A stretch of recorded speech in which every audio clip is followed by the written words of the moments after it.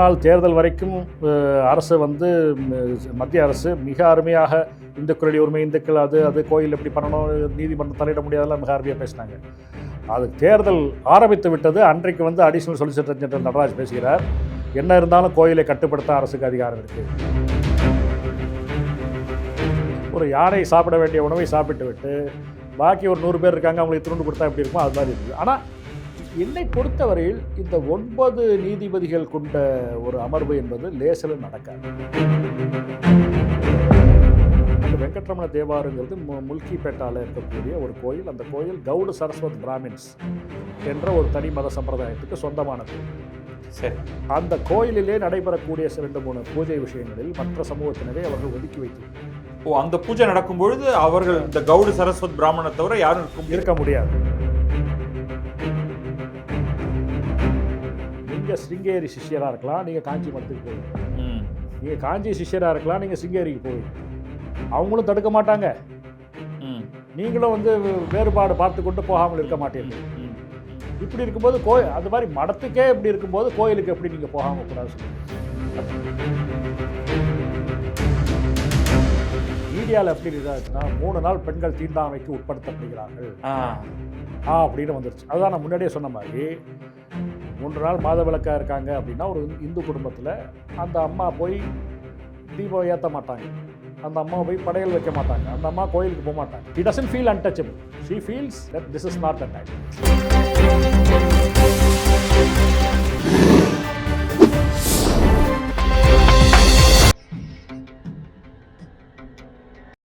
அதாவது இடதுசாரியினர் 2 முறை சட்டமன்ற தேர்தலில் ஜெயிச்சாங்க தொடர்ந்து. ஆமா. ஆனால் நாடாளுமன்ற தேர்தலில் 2019 மட்டும் இல்லை, 2024 அவர்களுக்கு ஒரு கடுமையான ஒரு அடி விழுந்தது. அப்பதான் காங்கிரஸ் மீண்டும் ஜெயித்து வந்துவிடும் அப்படிங்கிற மாதிரியான இந்த தேர்தல். இப்போ தேர்தல் முடிஞ்சிருச்சு, என்ன நடக்க போகுதுன்னு தெரியாது. இல்லை, இதுலேயே ஒரு சுவாரஸ்யமான விஷயம் இருக்கு. நாள் தேர்தல் வரைக்கும் அரசு மத்திய அரசு மிக அருமையாக இந்துக்களுடைய உரிமை, இந்துக்கள் அது கோயில் எப்படி பண்ணணும், நீதிமன்றம் தலையிட முடியாதெல்லாம் மிக அருமையாக பேசினாங்க. அது தேர்தல் ஆரம்பித்து விட்டது. அன்றைக்கு அடிஷனல் சொலிசிட்டர் ஜெனரல் நடராஜ் பேசுகிறார், என்ன இருந்தாலும் கோயிலை கட்டுப்படுத்த அரசுக்கு அதிகாரம் இருக்குது அப்படின்னு அன்றைக்கி பேச ஆரம்பிச்சிட்டார். நாள் சாயந்தரம் வரைக்கும் நியூஸ் அடுத்த நாள் காலையில் வந்துடும், இந்துக்களுக்கு ஆதரவாக மத்திய அரசு அப்படின்னு வந்துடும். இது அடுத்த நாள் தான் வரப்போகுது, அதுக்குள்ளே எலெக்ஷன் முடிஞ்சிடும். இந்த பார்வையெல்லாம் எங்களுக்கு கிடச்சிது. ஆஹா அப்படின்னு நாங்கள் நினச்சிக்கிட்டோம். எனிவே, அப்போது ஜெய்தீப் குப்தா வராரு, இங்கே அபிஷேக் மனு சிங்வி வராரு, சாய் தீபக் அது ஐயப்பன் கோயிலுக்காக அந்த டெய்ட்டிக்காக அருமையாக வாதிட்டவர், அவரும் பீப்புள் ஃபார் தர்மா வரார். இன்னும் 2-3 பந்தல ராஜா அவருக்காகவும் வருகிறார். அப்போ சாய் அதை தவிர பிற மதத்தவர்கள், ஏன்னா இது வெறும் இது சபரிமலை மட்டும் இல்லையே, வேற பெட்டிஷனோட தன்மையும் இதில் விசாரிக்கப்பட வேண்டியிருக்கு. அது பெட்டிஷன்லாம் பெண்டிங்காக இருக்குது. அதாவது இந்த போரா முஸ்லீம்ஸோட எக்ஸ்கம்யூனிகேஷன் வருது, அதாவது மதத்தை விட்டு வெளியே தள்ளுவது. அவர்கள் மதத்து படி நடந்து கொள்ளவில்லை என்றால் அவர்கள் தங்கள் எக்ஸ்கம்யூனிகேட் அது செய்யலாமா கூட செய்யலாம் என்று 54 தீர்ப்பு வந்தது. அதோட ஒரு ரெவ்யூ மாதிரி மறுபடியும் வருது. சரி, தனி மனிதர் உரிமையா, டினாமினேஷன் குழுவின் உரிமையா, இது. அப்புறம் பார்சி மதத்தில் சில பெண்களுக்கு சில கட்டுப்பாடுகள் இருக்கின்றன. சரி, அது குறித்தும் வழக்கு வருகிறது. மசூதிகளில் பெண்களை அனுமதிக்கப்படலாமா, அது வருது. அப்புறம் இஸ்லாமிய பெண்களில் சிலவர் அதை ஜெனிட்டல் மியூட்டிலேஷன் என்று சொல்லக்கூடிய அந்த சுன்னத் மாதிரி சிலது செய்யக்கூடிய விஷயத்திலலாம் அது செய்யலாமா கூடாதா என்ற கேள்வியும் எழுப்புகிறது. இப்படி பல பேர் வருகிறார்கள். இஸ்லாமியருக்காக முகுல் ரோத்தகி வருகிறார். இந்திரா ஜெய்சிங் என்று ஒரு இடதுசாரி வழக்கறிஞராக அறியப்பட்டவர், அவர் வருகிறார், பெண்கள் அனுமதிக்க வேண்டும் என்று சொல்லி. ஸோ இவங்கெல்லாம் இனிமேல் தான் பேச போகிறாங்க. அவங்களும் பல விஷயத்தை எழுப்பினார்கள். இந்த மாதிரி அரசுக்கே நீங்கள் 2 நாள் கொடுத்தீங்கன்னா நாங்கள் பேசாமல் வீட்டுக்கு போயிடுறோம் அப்படின்னு கடுமையாக எதிர்ப்பு தெரிவித்தார்கள் உச்சநீதிமன்றத்தில். உச்சநீதிமன்றம் என்ன நினைச்சது? இந்த 3 நாளில் எல்லாரையும் பேச வச்சிடலாம்னு நினைச்சாங்க. ஆனால் 2 நாள் மத்திய அரசு வழக்கறிஞர் 2 நாள் பேசி விட்டார். அதாவது ஒரு யானை சாப்பிட வேண்டிய உணவை சாப்பிட்டு விட்டு பாக்கி ஒரு 100 பேர் இருக்காங்க, அவங்களுக்கு துண்டு கொடுத்தா எப்படி இருக்குமோ அது மாதிரி இருந்தது. ஆனால் என்னை பொறுத்தவரையில் இந்த 9 நீதிபதிகள் கொண்ட ஒரு அமர்வு என்பது லேசில் நடக்காது. இப்போ ராமர் கோயில் வழக்கை 40 நாள் விசாரிக்கிறாங்க. 5 நீதிபதிகள். அதில் வந்து சரித்திரபூர்வமான பல விஷயங்கள் சொல்ல வேண்டியிருக்கு. சரி. சில எவிடன்ஸ்லாம் கொடுக்க வேண்டியிருக்கு. அதனால் விசாரணை நிறைய நாட்கள் எடுத்துக்கொண்டு சொன்னால் கூட அதில் இவ்வளோ நாட்கள் கொடுத்தவர்கள் இந்த 7 முக்கியமான கேள்விகளை எழுப்பிவிட்டு 3 நாளில் எல்லோரும் பேசுகள் என்றால் அட்டண்டன்ஸ் தான் போட முடியும். உள்ளேன் ஐயா தான் சொல்ல முடியும். இப்போ அவங்க சொல்லியிருக்கிறது வந்து மொத்தம் 7 நாள் தரோன்னு சொல்லியிருக்காங்களா? இல்லை மொத்தம் 3 நாள் இந்த சபரிமலையை ஆதரித்து பேசியவர்கள் பேசுவது, எதிர்த்தரப்புவாதர்கள் அவர்களுக்கு ஒரு 2 நாள், அப்புறம் மறுபடியும் ஏதாவது திரும்ப வாதுரை செய்ய வேண்டும் என்றால் அவருக்கு 1 நாள், அப்படி அவர்கள் கணக்கிட்டார்கள். அந்த கணக்கு இது இப்போ பார்த்த வரைக்கும் சரியாக வரல. சரி. இப்போ முதல் 2 நாள் சொலிசிட்டர் ஜெனரல் துஷார் மேத்தா பேசினார். சரி. அடுத்த நாள் 11 மணிக்குத்தான் 11:15 தான் ஆரம்பித்தது. சாதாரணமாக 10:30 மணிக்கு ஆரம்பிக்கும். 11:15 ஆரம்பித்த நீதிமன்றம் 1 மணிக்கு மதிய உணவு இடைவேளைக்கு முடித்து விடுவார்கள். அப்போது நடராஜன் சொல்லக்கூடிய அடிஷ்னல் சொலிசிட்டர் ஜெனரல், சரி, அவர் வந்து சம்பிரதாயம் பற்றி பேசினார். டினாமினேஷன் பார்க்கக்கூடாது, சம்பிரதாயம் தான் பார்க்கணும் அப்படின்னு பேசினார். அவர் பேசி முடித்தவுடன் அடிஷ்னல் சொலிசிட்டர் ஜெனரல் பானர்ஜி என்பவர் வந்து இந்த மொராலிட்டி என்பதற்கு இந்தி கான்ஸ்டிடியூஷனில் சதாச்சாரம் இருக்கிறது. இந்த கான்ஸ்டிடியூஷனல் மொராலிட்டியா அப்படிங்கிறது கான்ஸ்டிடியூஷனல் மொராலிட்டி கிடையாது. 25-26 சொல்லப்பட்ட மொராலிட்டி தர்மப்படி நடக்க வேண்டிய ஒரு ஒழுக்கம். சரி. அப்படிங்கிறத எடுத்து சொன்னார். அதை எடுத்து சொன்னோன்னே 1 மணி கிட்டத்தட்ட ஆயிடுச்சு. அப்போது யார் முதலில் பேச வேண்டும் என்ற ஒரு பிரச்சனை எழுந்தது இல்லையா? தவான் சத்தம் போட்டார். டைம்ஸ் ஆஃப் இந்தியாவில் கூட அதை வந்து செய்தியாக போட்டாங்க. தவான் கிரியேட்ஸ் அ ரக்கஸ், ஒரு கலாட்டாவே பண்ணிட்டார் அப்படின்லாம் போட்டிருந்தாங்க. ஏன்னா உச்சநீதிமன்றத்தில் இது மாதிரி நடப்பது ரொம்ப அரிதிலும் அரிது. சரி. அப்போது உச்சநீதிமன்ற தலைமை நீதிபதி சொல்கிறார், தவான் வந்து மூத்த வழக்கறிஞராக இருக்கலாம், ஆனால் அனுபவத்தில் மூத்தவர் சிஎஸ் வைத்தியநாதன் தான், அதனால் முதலில் அவர் பேசட்டும். சிஎஸ் வைத்தியநாதன் நீங்க ஏற்கனவே நம்ம சிதம்பரம் கோவில் வழக்கில் சிதம்பரம் கோயிலுக்காக வந்திருக்கிறார், என்னோட வழக்கில் வந்திருக்கிறார். இப்போ அவர் யார் தரப்புக்காக அவர் பேசுகிறார்? நாயர் சர்வீஸ் சொசைட்டி என்ற ஒரு நாயர் சர்வீஸ் சொசைட்டி என்ற ஒரு அமைப்பு அங்கே இருக்குது. இங்கே தமிழ்நாட்டில் வன்னியர் சங்கம் மாதிரி. சரி. அங்கே வந்து நாயர் சர்வீஸ் சொசைட்டின்னு வருது. அவங்க ரொம்ப தீவிர இந்து அமைப்பு. சரி. இந்து மாத்திரம் இல்லை, சமூக அமைப்பு. சரி. அவங்களுக்காக பராசரன் சார் பேசினார் முன்னாடி, இப்போ இவர் பேசுகிறார். சரி. பராசரன் சார் இப்போ வந்து ரொம்ப வயதானவராக இருக்கார். அவர் இதில் வழக்கில் ஈடுபாட்டோடு தான் இருக்கிறார். நேரே வந்து பேசக்கூடிய ஒரு அவகாசம் அவர் ஏற்படுத்தி கொள்ளவில்லை. அவர் பேசுகிறார். இன்னும் 2-3 இதுக்காக பேசுகிறார். ஹிந்து தர்ம ஆச்சாரிய சபா என்று 150 ஆச்சாரியர்கள் கொண்ட ஒரு குழு, அதன் சார்பிலும் அவர் பேசுகிறார். இப்போ 2 பேர், அதில் சிஎஸ் வைத்தியநாதன் தான் அவங்க 2 பேரையும் ரெப்ரசன்ட், 4 பேரை மொத்தம் ரெப்ரசன்ட் பண்ணுறார். ஓ சரி, ஓகே. அதை வந்து அவரும் பேசியிருக்கார். அவர் பேச ஆரம்பிக்கிறார் 1:30 மணிக்கு, 1 மணிக்கு முன்னாடி அவர் பேச ஆரம்பித்து லஞ்ச் டைம் வந்துடுது. அப்போ மறுபடியும் கண்டினியூ பண்ணணும்னு சொல்லிட்டு அவர் வந்து மதியம் முழுக்க பேசுகிறார். முழுக்க பேசி 4 மணிக்கு எழுந்திரிச்சுவாங்க. அன்றைக்கி 4:20 வரைக்கும் பேசினார் அவர். சரி. அவர் 3 மணி நேரம் கேட்டார். அவருக்கு 90 நிமிடம் ஒதுக்கினார்கள். 90 நிமிடத்தை சற்று தாண்டி, ஏன்னா இவங்க பேசிக்கொண்டே வரும்போது அவங்களும் கேள்வி கேட்பாங்க. புரியுது. நீதிபதிகள் கேள்வி கேட்பாங்க. அந்த கேள்விகள் எல்லாம் பத்திரிகையில் வந்தது. இதெல்லாம் அந்த கேள்விகள்லாம் பார்க்க முடிந்தது. அந்த டிவி சேனல்ஸில், மற்ற இடத்துல, சோஷியல் மீடியாலெல்லாம் அந்த கேள்விகள்லாம் வந்தன. அதில் பல விஷயங்கள் பேசப்பட்டன. அதில் ஒரு விஷயம் சொன்னேன், இன்றைக்கு இது போல் ஒரு பொதுநல வழக்கு வந்தால் நாங்கள் ஏற்க மாட்டோம் என்று சொன்னது.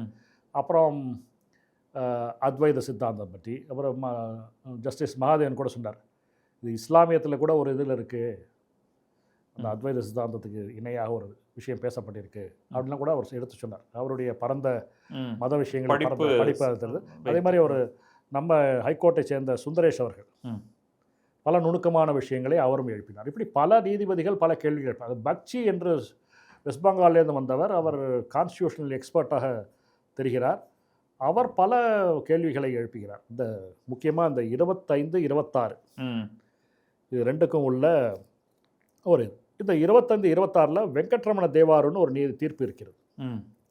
அது என்ன அப்படின்னு பார்த்தீங்கன்னா, இந்த வெங்கட்ரமண தேவாருங்கிறது முல்கிப்பேட்டாவில் இருக்கக்கூடிய ஒரு கோயில். அந்த கோயில் கவுடு சரஸ்வத் பிராமின்ஸ் என்ற ஒரு தனி மத சம்பிரதாயத்துக்கு சொந்தமான கோயில். சரி. அந்த கோயிலிலே நடைபெறக்கூடிய 2-3 பூஜை விஷயங்களில் மற்ற சமூகத்தினரை அவர்கள் ஒதுக்கி வைத்து விடுகிறார்கள். அந்த பூஜை நடக்கும் பொழுது அவர்கள் இந்த கவுடு சரஸ்வத் பிராமணனை தவிர யாரும் இருக்க முடியாது. அப்போ வந்து ஒருத்தர் வழக்கு போடுறாரு. அப்போ வந்து எது பெரிது, 25-26?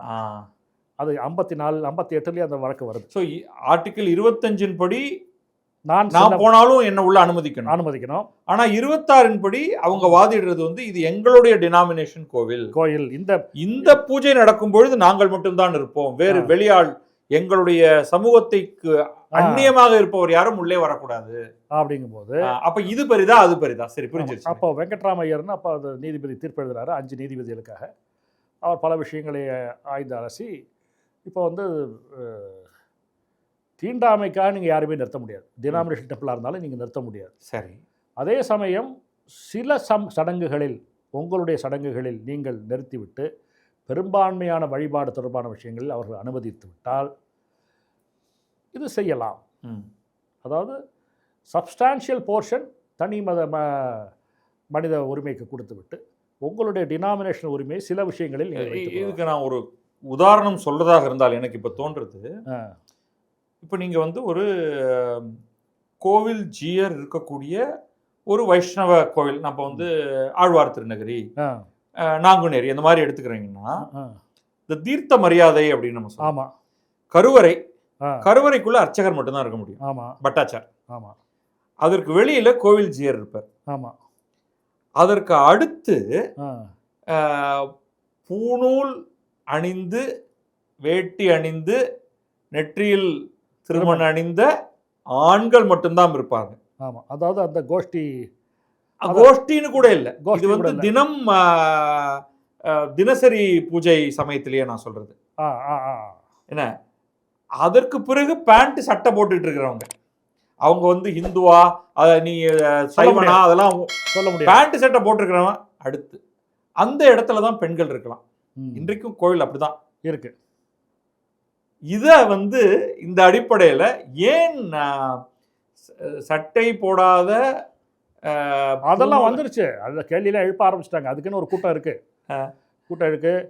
எப்படி இவங்க மட்டும் முதல்ல தீர்த்தம் வாங்குறாங்க அதெல்லாம் வந்துருச்சு. இப்போ 4000 திவ்ய பிரபந்தம் தெரியுமா உனக்கு முழுசா அப்படின்னா அந்த கேள்விக்கு பதில் கிடையாது. அது சொல்லுகின்ற பாங்கு தெரியுமா அது தெரியாது. இது இந்த மாதிரி ஒரு ப்ராசஸ் இருக்கு இல்லையா? இருக்கு. இதெல்லாம் நாளைக்கு கோர்ட்டுக்கு போனா என்ன ஆகுங்கிறது இந்த வழக்கு இந்த பல விஷயங்கள் மாறக்கூடிய வாய்ப்புகள் இருக்கின்றன, இல்லை உறுதிப்படுத்தக்கூடிய வாய்ப்புகளும் இருக்கின்றன. இப்போது நீங்கள் ஒரு நம்ம நாட்டை விட்டு வெளியில் போவோம், மெக்கா இருக்குது. அங்கே அந்த பூஜைன்னு சொல்ல முடியாது, அந்த வழிபாடு தொடர்பான பார்த்திங்கன்னா அந்த குறைஷி குடும்பத்தை சேர்ந்தவர்கள் தான் முழு பெரிய உரிமை இருக்கிறது. அந்த பரம்பரையை சேர்ந்தவர்கள் தான் வழியாக வருகிறார்கள். சரி, இதையெல்லாம் இஸ்லாமியர்கள் கேள்வி கேட்பதில்லை. அதுதான் அங்கே நடைமுறைன்னா அதை அப்படியே விட்டுருவாங்க. இதை வந்து நடுவில் ஒரு வருஷம் இதாச்சு. அப்போ யார் கேள்வி கேட்டாங்கன்னா அந்த ஈரானியர்கள் கேட்டார்கள். இந்த ஈரானியர்கள் கேட்டது வந்து ஷியா மதத்தை சேர்ந்தவர்கள் என்பதற்காக கேட்டார்கள் என்ற பேச்செல்லாம் வந்தது. அதோட முழு விவரம் நம்ம அப்புறம் பேசுவோம். பொதுவாக ஒரு விஷயத்தை சொல்கிறேன், இது யார் கேள்வி எழுப்பலாம், இது யார் கேள்வி எழுப்ப முடியாது, அப்புறம் இது வந்து பாகுபாடா, இறைவன் சந்நிதி முன்னாடி அந்த திவ்ய பிரபந்தத்தை சொல்லக்கூடியவர்கள் இல்லை மந்திரத்தை சொல்லக்கூடியவர்கள் இருக்கலாம் என்றால் மற்றவர்களும் ஏன் இருக்கக்கூடாது என்ற ஒரு கேள்வி எழும். வேத மந்திரம் சொல்லுபவர்கள் இங்கே இருக்கிறார்கள். இப்போ கபாலி கோயில் போனீங்கன்னாக்க இந்த பூஜை நடக்கும்போது அந்த இடத்துல கருவறைக்கு சற்று முன்பாக ஓதுவார் இருப்பார்.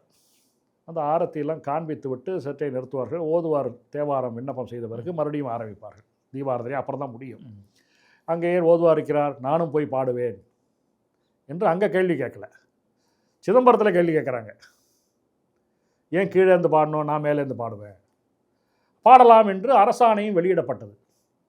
இந்த அரசாணை எப்படி இவங்க போட முடியும் மத விஷயத்தில் அப்படிங்கிறதுலாம் அப்புறம் அந்த அரசாணை சிதம்பரம் தீர்ப்போடு போயிடுச்சுன்னு வச்சுக்கோங்க. சரி, இப்போ எனக்கு புரியுது. இந்த மாதிரி நிறைய கேள்விகள் எழுப்பப்பட்டிருக்கின்றன. இதுக்கு எல்லாத்துக்கும் இவங்க வந்து இந்த ரெஃபரன்ஸ் இந்த 7 கேள்விகளுக்கான விடை கிடைத்து அதுக்கப்புறம் இந்த ஒவ்வொரு வழக்கும் வழக்காக வரும்பொழுது உயர் நீதிமன்றங்களும் உச்ச நீதிமன்றமும் இதன் அடிப்படையில் இயங்க வேண்டும். அதை நம்ம பார்ப்போம். இப்போ இந்த 3 நாள் நம்ம கிட்டத்தட்ட ரொம்ப விரிவாக பேசிட்டோம். ஒரு ஸ்டாண்ட் அவுட் விஷயங்கள் இந்த 3 நாளில் இப்போ நடந்திருக்கிறது ஆர்குமெண்ட் தான். கோர்ட் வந்து அதை ஏற்றுக்கவும் இல்லை மறுக்கவும் இல்லை, அதெல்லாம் பின்னாடி வரப்போகுது. இல்லை, ஃபர்ஸ்ட் செட் ஆஃப் ஆர்குமெண்ட். இந்த ஃபர்ஸ்ட் செட் ஆஃப் ஆர்குமெண்ட்டில் ஒரு பார்வையாளராக இந்த விஷயங்கள் நன்றாக தெரிந்தவராக உங்களை தொட்ட ஒரு 3-4 விஷயங்கள் சொல்லுங்கள். ஓகே, இது நீதிபதிகளுடைய பார்வையிலிருந்தும் ம். வழக்கறிஞர் பார்வையிலிருந்து அது சொல்லலாம். ஒரு அருமையான முதல்ல ஒரு பொதுவான விஷயத்தை சொல்லிடுறேன். இந்த சென்னை உயர்நீதிமன்றத்தில் நான் பல வழக்குகள் நான் போடுறேன், நானும் பேசுகிறேன், எல்லாம் நடக்குது. உச்சநீதிமன்றத்தில் ஒரு வழக்கறிஞர் மணிக்கணக்கில் பேசுகிறார் என்றால் யாரும் எழுந்து குறுக்கே பேசுவது கிடையாது. வேறு வழக்கறிஞர் அவருடைய கருத்துக்கு மாறுபாடாக இருக்கலாம், இல்லை அவர் சொல்கிறது மிக தவறான விஷயம், இதை உடனடியாக மறுக்க வேண்டும் என்று கூட இருக்கலாம், அவருக்கு தோணலாம். ஆனால் செய்வதில்லை. அவர் பேசிக்கொண்டே போகிறார். அப்போது அவர் பேசிக்கொண்டே போகும்போது நீதிபதி வினாக்கள் எழுப்புகிறார்கள் இல்லையா, அதற்கு அந்த வாதம் செய்கின்ற வழக்கறிஞர்கள் தான் பதில் சொல்கிறார். மற்றவங்க இல்லை இதை இப்படி பார்க்கணும், இல்லை இவர் சொல்கிறது சரிதான் ஆனால் அதுக்கு மேலே இன்னொன்று பார்க்கணும், அதெல்லாம் கிடையாது. ஸோ அங்கே ஒரு ஒழுங்கு மிகச்சிறப்பான ஒழுங்கு நன்றாக இருக்குது. நீதிபதிகள் குறுக்கிடுவார். ஏனென்றால் அவர்கள் ரெஃபரன்ஸுங்கிறது போட்டிருக்கிறதே இதை நன்றாக ஆய்ந்து அலசி பார்க்க வேண்டும் என்பதற்காகத்தான். இந்த அமிக்கஸ் ஒருத்தர் நீதிமன்றத்துக்கு உதவ வேண்டும் என்று இருக்கிறாரே, அவரும் ஒன்றும் பேசுறது இல்லை, அவரும் கேட்டுக்கொண்டு தான் இருக்கிறார். சரி, அவர் ஒரு பார்வை இருக்கும், அது தனியாக அவர் பேசுவார். இந்த ஒரு ஒழுக்கம் சிறப்பாக இருக்கிறது. சரி, ஒரு தவான் ரெக்கஸ் பண்ணார் அப்படின்னு போட்டிருந்தா கூட அவர் யார் முதலில் வாதிடுவது, எங்களுக்கு எவ்வளோ நேரம், அது குறித்து தான் பேசுகிறார் தவிர துஷார் மேத்தா சொல்ற பேசும்பொழுது நடுவில் அவர் இடையூறு பண்ண அந்த மிகச்சிறப்பாக இருக்கிறது. ஒன்று எனக்கு மிகவும் தொட்ட விஷயம், பக்சின்னு ஒரு நீதிபதி சொன்னார் இல்லையா, வெஸ்ட் பெங்கால்லேருந்து வந்தவர். அவர் ஒரு விஷயம் இந்த உச்சநீதிமன்றத்திலே நான் பொதுவாக பார்த்தது, ஒரு வழக்கை விசாரிப்பதற்கு முன்பாக நன்றாக படித்து விட்டு வருவார் அந்த வழக்குக்குரிய விஷயங்களை. அதுவும் நீங்க பல ஆயிரம் பக்கங்கள் இருக்கு, எல்லாம் இருக்கு, யார் என்ன பேச போறாங்கலாம் பார்த்துட்டு பேசும்போது இந்த கேள்விகள் என்ன எழுப்பப்பட்டிருக்கின்றனவோ அதற்கான விஷயங்களைத்தான் அவர்கள் கேள்வியாக எழுப்புகிறார்கள். அதை அவர் வாதிடும் போது ஏன் இப்படி இருக்கக்கூடாது அப்படி இருக்கக்கூடாதுலாம் கேட்குறாங்க. இப்போ பக்சி எழுப்பின கேள்விகள்லாம் அருமையான கேள்விகள். அதே மாதிரி நாகரத்னம்மா ஒரே பெண் நீதிபதி இருக்கிறார், அவர் இந்த இதில் இருக்கார். இப்போ எப்படின்னா மூத்த நீதிபதிகள் சீஃப் ஜஸ்டிஸ் உட்காந்துருக்கார், அவருக்கு இரு பக்கத்திலும் அதற்கடுத்த மூத்த நீதிபதிகள், அதற்கு பக்கத்தில் இது புரியுது, அப்படி 9 பேர் இருப்பாங்க. அப்போ எல்லாருமே கேள்வி எழுப்புகிறார்கள், எல்லாருமே தங்கள் அறிவை காட்ட வேண்டும் என்று எழுப்பவில்லை. கேள்வி கேட்கும்போது இந்த விஷயத்தை நன்றாக அறிந்து கொள்ள வேண்டும், இல்லை இதைத்தான் அவர் குறிப்பிடுகிறாரா என்று தெரிந்து கொள்ள வேண்டும். அது எனக்கு மிகவும் நன்றாக இருந்தது. இந்த ஏன்னா ஒரு கான்ஸ்டியூஷன் பெஞ்ச் ரெஃபரன்ஸுங்கிறத முன்னாடி நாங்கள் பார்த்ததில்லை. இப்போ இதில் என்ன வசதி பண்ணியிருக்காங்கன்னா, நீங்கள் சுப்ரீம் கோர்ட் ஆன்லைனில் போய் நீங்கள் லாகின் பண்ணி பார்க்க முடியும். இவங்க யூடியூப்லேயே இதை போட்டாங்க டைரக்ட் டெலிகாஸ்ட்டாக. ஓஹோ, ஆமாம், இது எனக்கு புதுசு. இது நானே பார்க்கலாம், அதோடைய கண்டினியூஷன் கண்டிப்பாக பார்க்கலாம். 3 நாள் நீங்கள் உதாரணத்துக்கு சொல்ல, நீங்கள் சாய் தீபக் எப்படி பேசுகிறான்னு பார்க்கணும்னு வச்சுங்களேன், நீங்கள் நேராக யூடியூப்ல இப்போ ஏற்கனவே இந்த ஆர்குமெண்ட்லாம் இருக்கும், யூடியூப்பில் இருக்கணும், அது தெரியல எனக்கு. அதை யாராவது ரெக்கார்ட் பண்ணி வச்சிருப்பாங்க. இல்லை, அது யூடியூப்ல வந்ததுன்னா பொதுவாக நீங்க போய் டிலீட் பண்ணால் வழி அது இருக்கும் அப்படியே. ஆமாம், சரி, நான் போய் பார்க்குறேன்னா ஓகே, அது பண்ணலாம். அப்போது கேள்வி எழுப்பும்போது அவர்கள் இந்து மதத்தின் தன்மையை புரிந்து கொண்டு எழுப்புகிறார்கள். இதை தவிர மற்ற மதத்தையும் இது எப்படி இது பண்ணுங்கிறதையும் எழுப்புகிறாங்க. இப்போ உதாரணத்துக்கு இவங்க சிஎஸ் வைத்தியநாதன் சொல்லும்போது, எப்படி ஒரு denomination can decide who will attend, who can come in அப்படின்னு சொல்லும்போது நாகரத்னமாக அதை ஒத்துக்கலை. மற்ற இதுக்கு வேணால் சரியாக இருக்கலாம், இந்து மதத்துக்கு செஞ்சால் இந்து மக்களுடைய யூனிட்டி அதை அஃபெக்ட் பண்ணிட்டோம். அதாவது அவங்க ப்ராக்டிக்கல் இதில் போகிறார். சிஎஸ் வைத்தியநாதன் சட்டத்தின் நிலைப்பாட்டை சொல்கிறார். ஒரு தனி மத சம்பிரதாயம்னா அவங்க தான் முடிவு பண்ணுவாங்கிறத சொல்கிறார். சட்டம் எப்படி இருக்கோ அதுதான் சொல்கிறார்.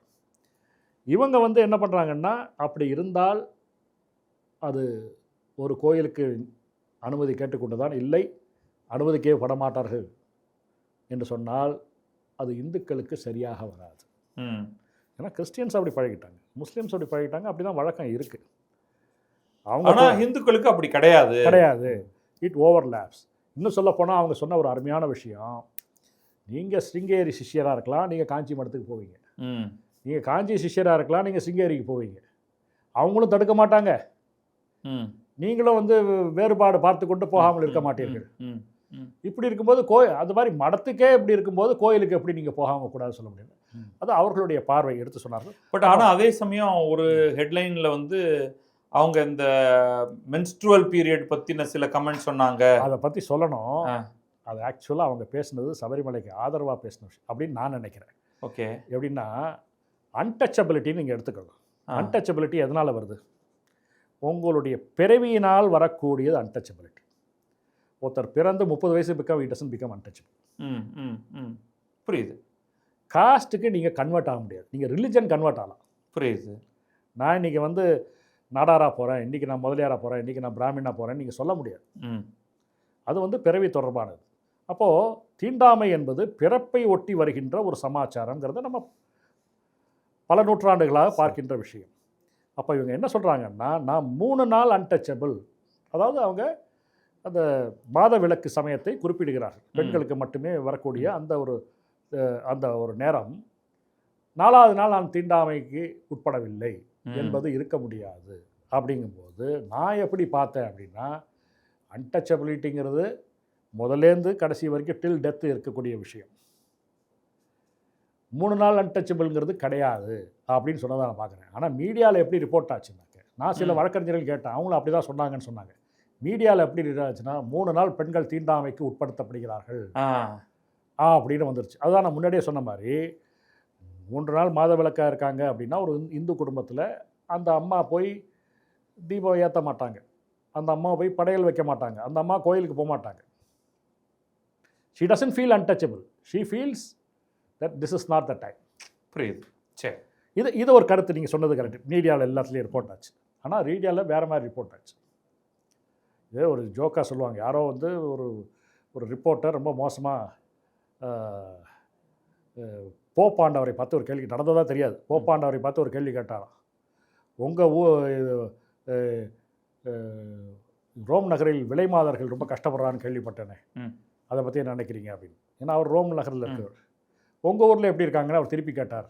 அவர் பதில் சொல்லவில்லை, உங்கள் ஊரில் எப்படி இருக்காங்கன்னு கேட்டார். அப்போ செய்தி பத்திரிகையில் போட்டாங்களாம், நியூயார்க்கில் விலை மாதர்கள் எப்படி இருக்கிறார் என்று போப் கேட்டார். இது நடந்ததான்னு தெரியல. உண்மையாக ஒரு கேள்வி ஒரு பதில் வந்தாலும் நீங்கள் அதை வெட்டி ஒட்டி என்ன மாதிரி வேண்டுமானாலும் மாற்றலாம், எப்படி வேணால் செய்தியை வெளியிடலாம். அதனால் அவங்க போட்டது அவங்க சொன்னது இதுதான் நான் நினச்சேன். அதே மாதிரி நாகரத்னம்மா என்ன சொல்கிறாங்க அப்படின்னா, மத விஷயங்களில் ஒரு குறுக்கிடக்கூடாது என்பது மத்திய அரசின் நிலைப்பாட்டாக எடுக்கிறார்கள். இது எல்லோருமே அந்த நிலைப்பாட்டை ஏற்றுக்கொண்ட மாதிரி தான் தெரிகிறது. குறிப்பாக நாகரத்னம்மா சொன்னாங்கன்னாக்கா, நீங்கள் எல்லாத்தையும் கொஸ்டின் பண்ண ஆரம்பிச்சிங்கனாக்க அந்த என்னை தொட்ட விஷயம், அந்த மடமே அடையாளம் இல்லாமல் மாறிவிடும்.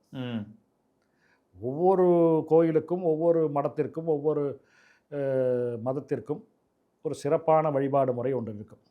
அந்த வழிபாடு முறை நீதிமன்றம் மூலமாகவோ வேறு இது மாதிரி இங்கே சட்டத்தின் மூலமாகவோ மாற்ற முற்பட்டால் அது அடையாளம் அழிந்துவிடும்.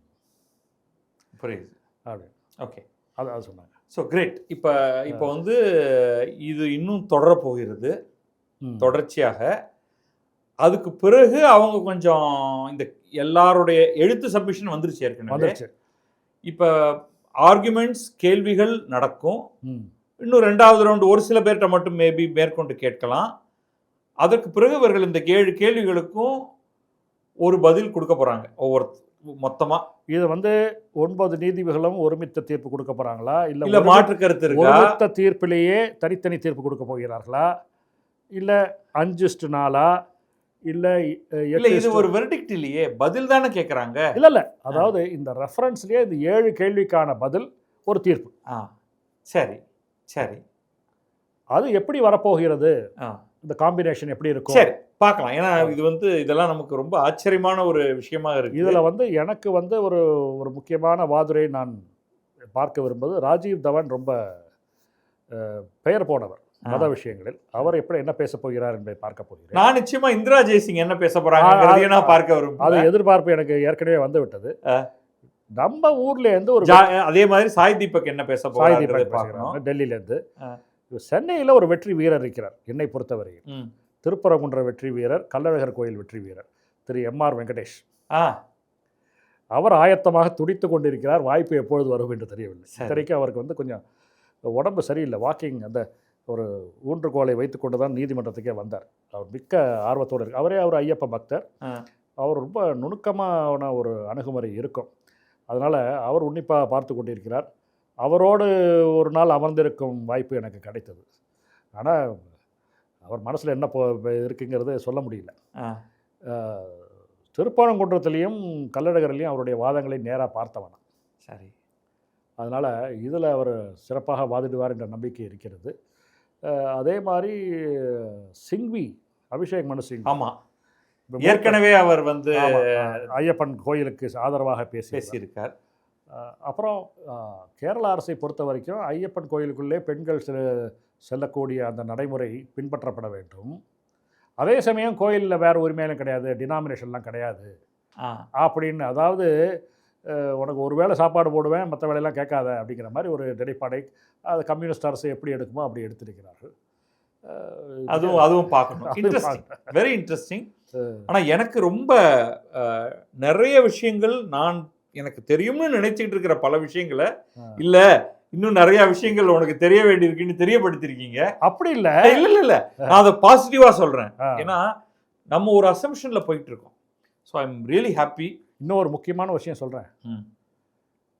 இந்த தீர்ப்பு வருகின்றபடி வந்தால், ஏன்னா ஷிரூர் மட்டில் எல்லாமே நல்ல விஷயமா இருக்கும்.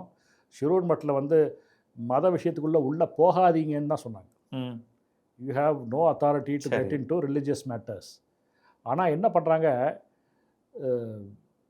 தர்கா கமிட்டி கோயில் அந்த அந்த கமிட்டி கேஸுங்கிற ஒரு கேஸில் இன்னொரு 5 பேர் அமர்வை வந்து மத விஷயத்தில் வந்து குறிக்கிட முடியாது. ஆனால் எது எசென்ஷியல்னு பார்க்கலாம், எது ரொம்ப முக்கியங்கிறத பார்க்கலாம் கோர்ட்டு. அது எப்படி சொல்ல முடியும்? ஒருத்தருக்கு எசென்ஷியலாக இருக்கிறது இன்னொருத்தருக்கு. இப்போ வந்து கபாலி 10 நாள் உற்சவம் நடக்குது. ஒருத்தருக்கு 63 விழா எசென்ஷியலாக இருக்கலாம், அதற்காக ஒரு மெனக்கெட்டு எல்லாம் செய்வார். இன்னொருத்தருக்கு கல்யாண உற்சவம் இதாக இருக்கலாம், இன்னொருத்தருக்கு அன்னதானம் பண்ணுறது இருக்கலாம். புரியுது. இதனால் எசென்ஷியலுங்கிறத வந்து யாரும் வரையறுக்க முடியாது. ரிலீஜியஸ்ன்னு சொல்லியாச்சுன்னா ரிலீஜியஸ், இதில் எது எசென்ஷியல், இதில் செக்குலர். ஸோ அதை பற்றியெல்லாம் ஒரு தெளிவான பதில் கிடைக்கலாம் அப்படின்னு நம்ம நினைக்கிறோம். அது மாத்திரம் இல்லை, ஹெச்ஆர்என்சி ஆக்ட் இருக்கு இல்லையா, இன்னைக்கு அதில் நடுவில் சில பக்கங்களை காணோம் என்று போனாலும் போகலாம். சரி, அதற்கான வாய்ப்பும் இருக்கிறது, பார்க்கலாம். ரொம்ப விரிவாக இதை பற்றி பேசியதற்கு மிக்க நன்றி ரமேஷ். வாய்ப்பு கொடுத்ததற்கு நன்றி.